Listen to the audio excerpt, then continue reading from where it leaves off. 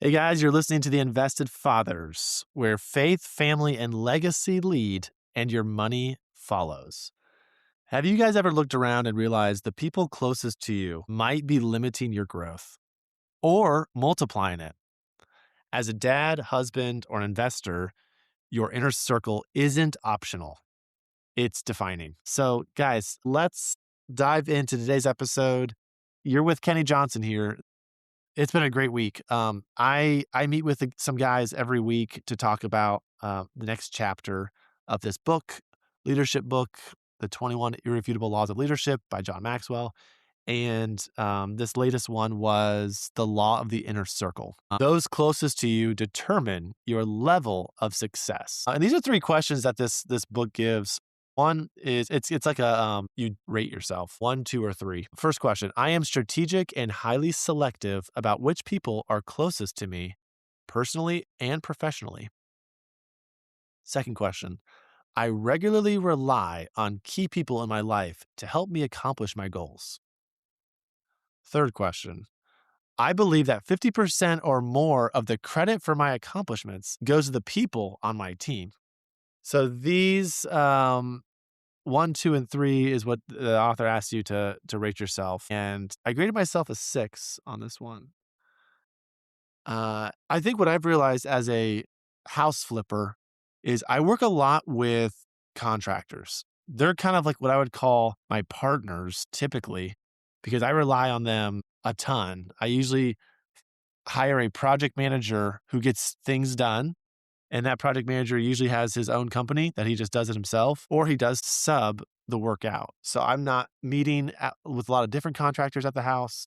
I just meet with that one individual. But what happens for me is I may use 3 different project managers on, 3 different houses. I would prefer to just use one for everything, but they're usually not super fast. And I guess what I'm saying is my inner circles professionally have shifted a little bit in the work mode. The author basically says, he hired people to execute function in his life, a writer, an executive assistant, sales, whatever, publisher. And then over time, they proved themselves over and over and they became part of his inner circle. So, one of my questions for you guys is, at least professionally, how are you structuring that inner circle? You may have a business coach. You may have, some partners in your business that you guys are, really jiving, or you're a solo and you have maybe a lot of leads that are functionally serving you, um, but they're really not, in that inner circle. One of the things I find super helpful too is like, what are those mastermind groups that you're in that just being in a room with, 6 or 10 or more, or a Zoom call, those people influence you.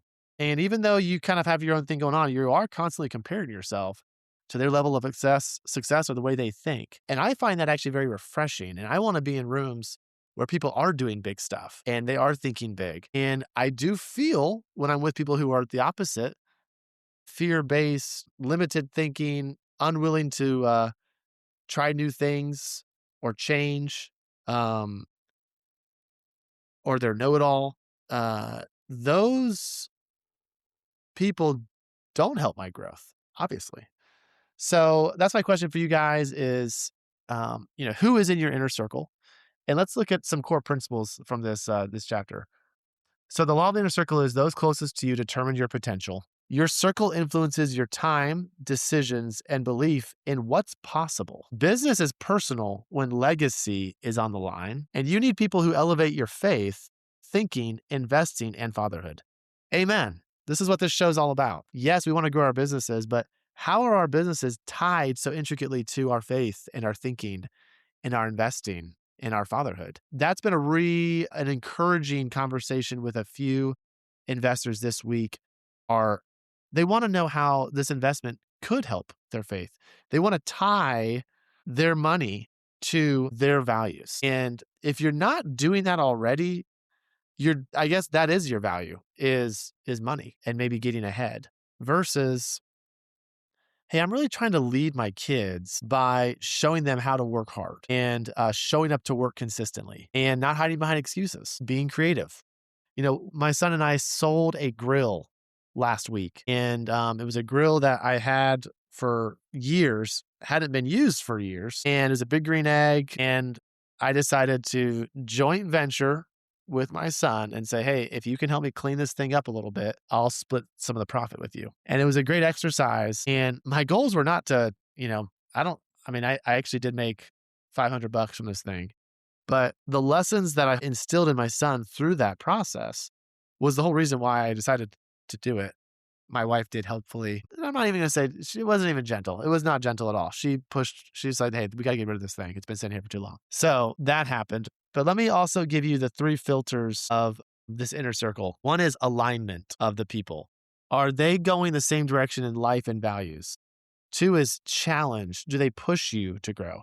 And then 3 is fruitfulness. Are they producing what you want to produce? So let me just give you guys a quick challenge here. Who is in your inner circle right now? Think about some names. And you may have a few different circles, a health bucket, spiritual bucket, people at church, friends, maybe accountability partners in your marriage, and hopefully maybe some business guys as well. So think about those 3 things. Alignment. Are they going the same direction in life and values? Do they push you to grow? And then are they producing what you want to produce? So let's think about this in application here. Here's your 3-minute audit. Look at your top 5 voices right now. Would you trade lives with them in 5 years?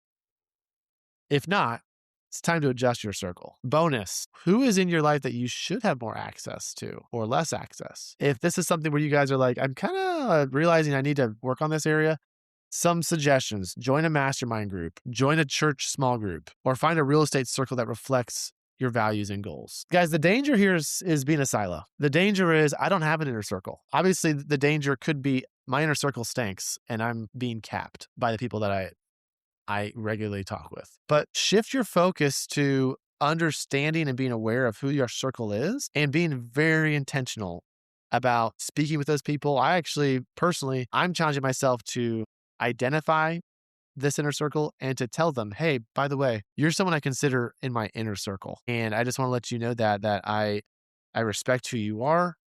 I need you to push me and continue pushing me, or the fruits of, who you are, what you're doing. That's what I'm trying to do as well.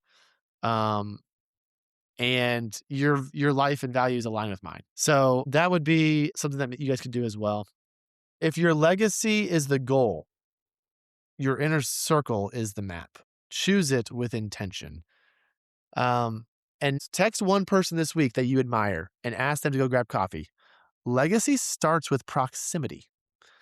Oh man, a lot packed into that. Do you guys realize the unique position that God has placed you in locationally, proximity-wise?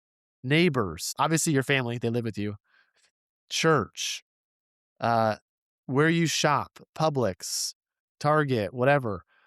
You have a unique position. Who you surround yourself matters. And yes, the Zoom calls, the mastermind groups, those are important too, but you are a real person. And I just love that connection that you face when you do meet up with somebody, see someone at church, go grab coffee, go grab lunch. Those things matter. Don't let the law of the inner circle fall on deaf ears with you, father, listener, dad. Those closest to you determine your level of success.